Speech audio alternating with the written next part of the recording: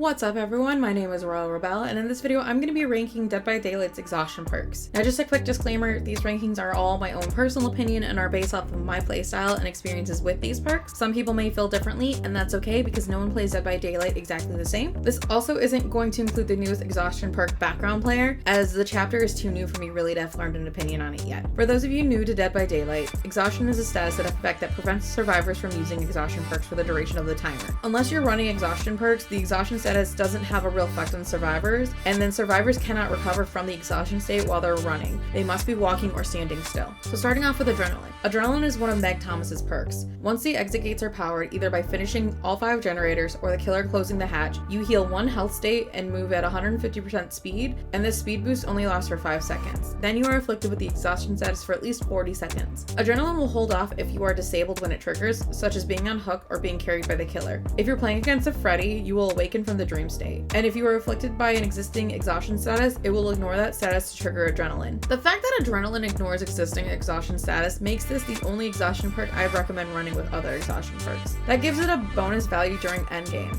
especially if you get a killer who either slugs or just leaves you on the ground. And because of the guaranteed health state, you don't have to take the time to recover like you would with Unbreakable or No Mither. The only downside of this perk is that it can only be triggered once per match. With all this in mind, I'd rate adrenaline as a B perk. It's great for late game situations. It is pretty limiting, however, to have a perk that's only useful once per match. So it might not be the best exhaustion perk, but it's definitely not the worst. The second exhaustion perk we have is Sprint Burst. This is another Meg Thomas perk. It feels like the polar opposite of adrenaline. Anytime you start to run while unaffected by the exhaustion status, Sprint Burst activates. Survivors run at 150% of their speed for 3 seconds. Now this definitely is not my favorite perk. The fact that you either have to use your exhaustion perk or walk the map, it's tricky to find a balance, especially if you're like me and you run everywhere. And really all this perk does is just give you the speed boost. Now I know you can 99 the exhaustion status for added value, but for me that just doesn't fit with my playstyle. For those reasons, I'd rank Sprint Burst as a C perk. For such a simple perk, it requires a lot of planning to use. And basically it hinders your movement because you're either exhausted and can't use it, or you're walking around to save it / trying to recover from exhaustion. On to Balance Landing. Balance Landing is a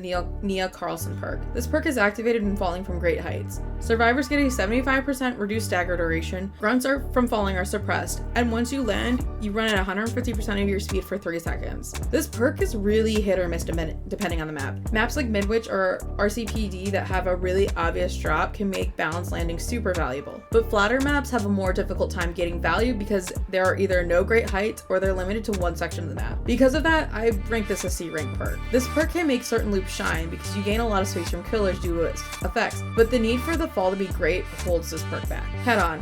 Head On is a Jane Romero perk. When hiding in a locker for 3 seconds, Head On activates. Survivors using the rush/run action to leave the locker will stun a killer for 3 seconds if they are in range. Head On can't be activated if survivors are exhausted or if they've accrued crows. This is probably one of the more interesting exhaustion perks because it's the only one that doesn't give survivors a sprint boost. I see it in a lot of meme builds, and it can be useful when working with a team or in combo with other perks like Quick and Quiet. I'd rank this as an A perk. Once you learn how to use it and get comfortable gauging the range, it's really easy to get value out of this perk. It's also probably one of the more balanced perks in the game since survivors can't hide in lockers indefinitely and still get value, and it's a decently popular perk among player base for a reason. On to Smash Hit. Smash Hit is a Yoon Jin perk. After stunning the killer with a pallet, you sprint for 150% of your normal speed run for 4 seconds. This is one of my favorite perks just because I find it so satisfying to get that boost of speed after stunning the killer. And with the introduction of perks like Parental Guidance, it has some potentially fun combos for losing killers, but you have to be good at timing and baiting pallets in order to get value out of it. For the average player, I'd rank this a B perk. Personally, I think it's a really fun perk, but pallets are generally a limited resource, and any decent killer is going to bait a pallet drop, making it more difficult to get off.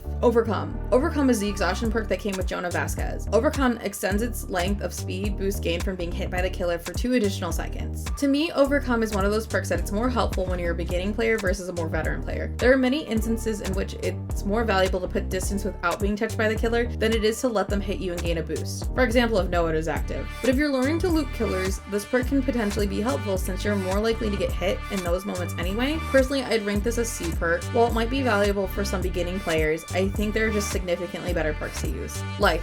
Life is Fung Min's exhaustion perk. When performing a rush vault, survivors sprint 150% of their speed for 3 seconds. This is my favorite exhaustion perk. Much like Smash Hit, I really enjoy the feeling of vaulting and getting the speed boost, boost, especially if the killer misses a swing while you do it. Life has some potentially fun combos with perks like Dance With Me that hide survivor scratch marks as well. Survivors aren't as limited in terms of opportunities to proc as they are with Smash Hit, and it's always a bonus to get a physical barrier between survivors and killers. I also appreciate that survivors don't have to be injured in order to use Lithe, and because people tend to run other perks, most killers aren't expecting you to run it. I rank Lithe as an A rank perk because of this. It's one of the more easier exhaustion perks to get value of. And finally, Dead Hard. Dead Hard is David King's exhaustion perk. When injured, survivors can tap the ability button to dash forward and avoid damage. This used to be the most popular perk in all of Dead by Daylight. Even after its nerf, it's still up there in terms of meta perks. And I get it. The ability to dodge killer swings is pretty invaluable. Personally, I've never been a huge fan of Dead Hard, especially after the update, and because of server connections that are pretty crappy between survivors and killers, it can be tricky to know when to use it. I definitely liked it better pre-nerf, but even then I really didn't use it that much. Honestly, if the window to use it was 1 second instead of half a second, I might reconsider this perk. Just something to make up for DVD's less than stellar server connections. But even then, I'd still say this is an A rank perk. While it can be baited out by killers, there are still plenty of players who get crazy value out of this perk. I mean, there's definitely a reason it's remained a top survivor perk even after being nerfed. But those are my rankings of Dead by Daylight survivor exhaustion perks. What do you guys think? Leave your thoughts in the comments below. If you like this video and you want to see more of my content, don't forget to like this video and subscribe to my channel so I can bring you more Dead by Daylight content.